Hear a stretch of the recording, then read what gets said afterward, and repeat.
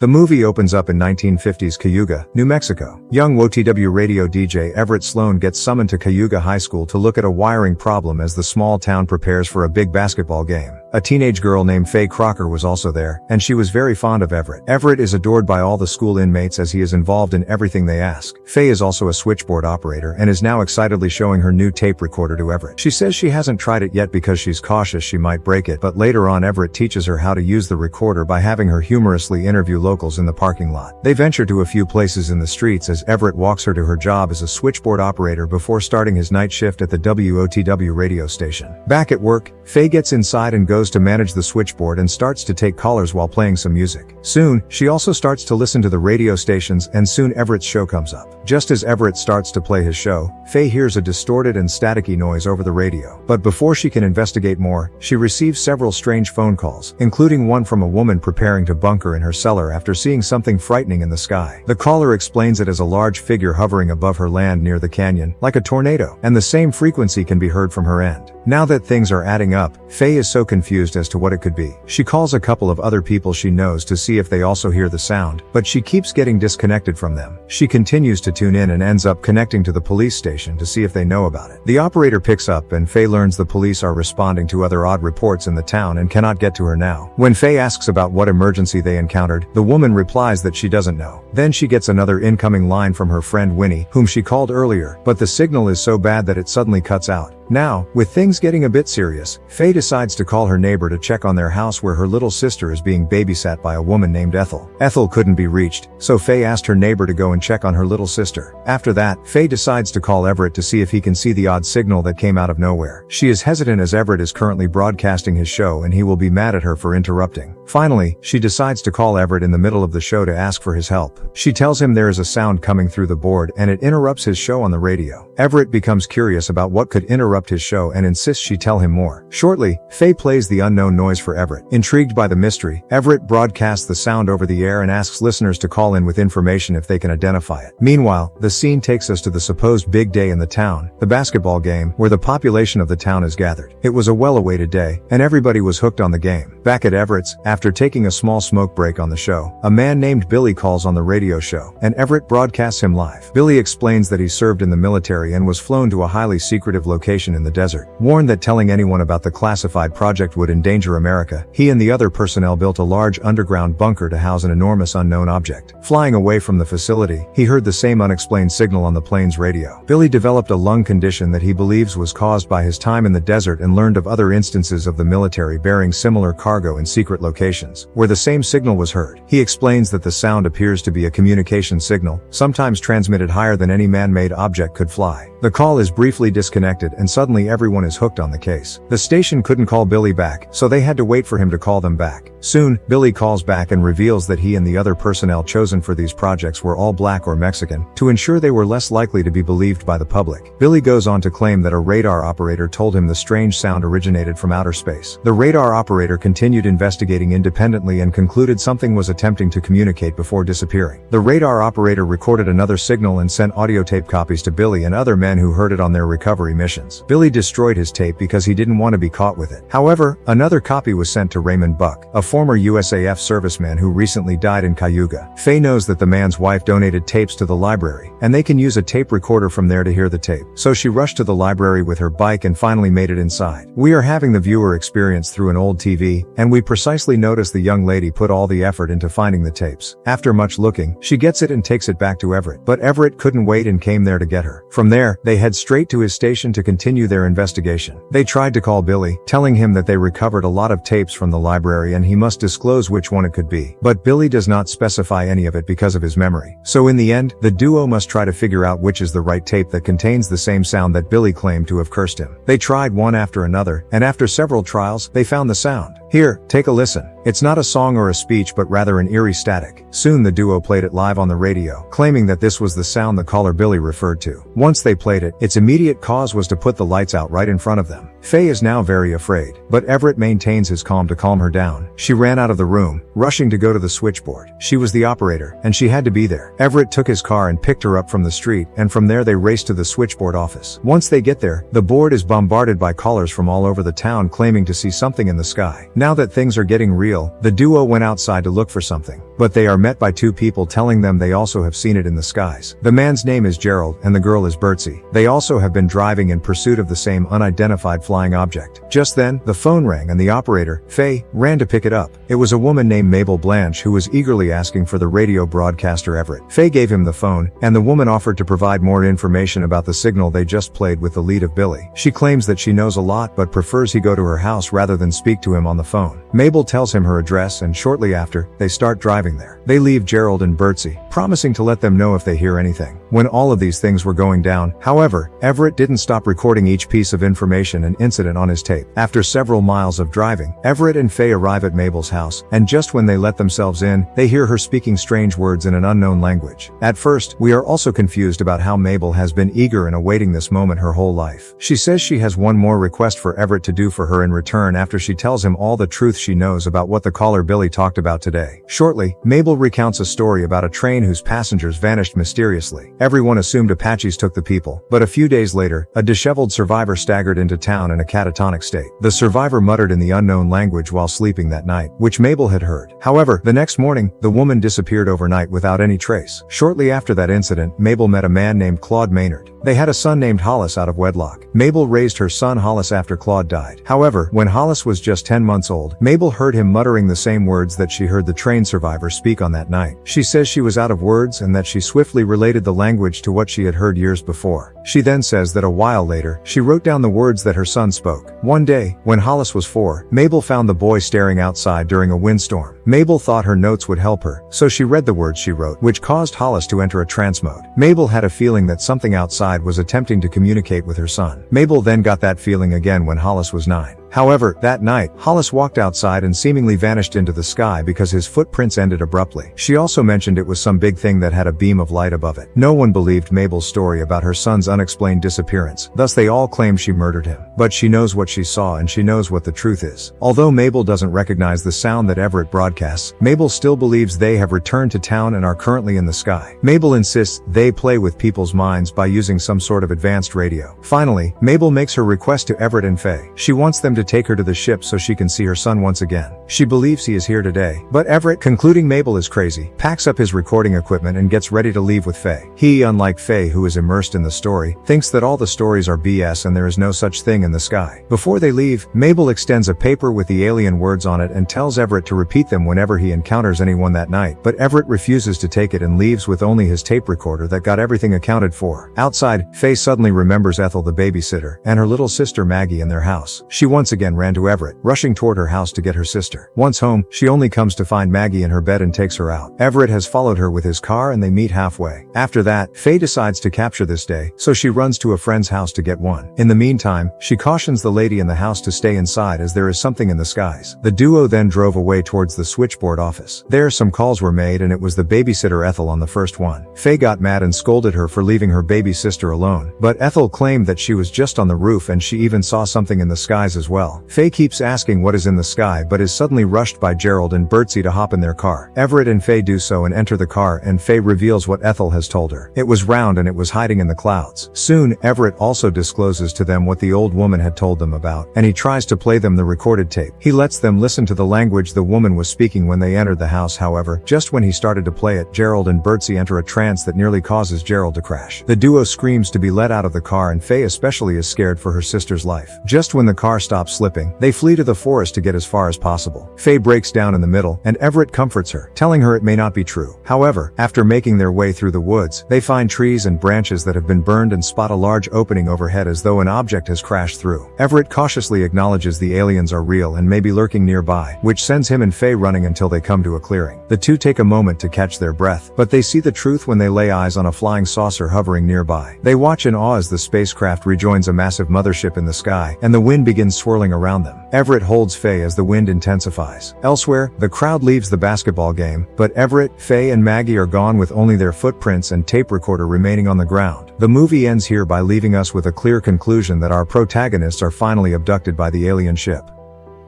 With that, the movie ends. Don't forget to subscribe to our channel. Thanks for watching. See you next time.